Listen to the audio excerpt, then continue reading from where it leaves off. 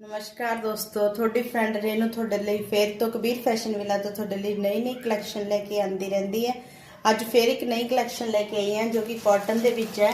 देखो कितना प्यारा कलर है, पिंक कलर, बहुत प्यारा कलर है। ऊपर थ्रैड का ये वर्क होया हुआ है और नाल ये दुपट्टा है। दुपट्टा भी बहुत सोहना दुपट्टा है, कलर भी बहुत प्यारा है।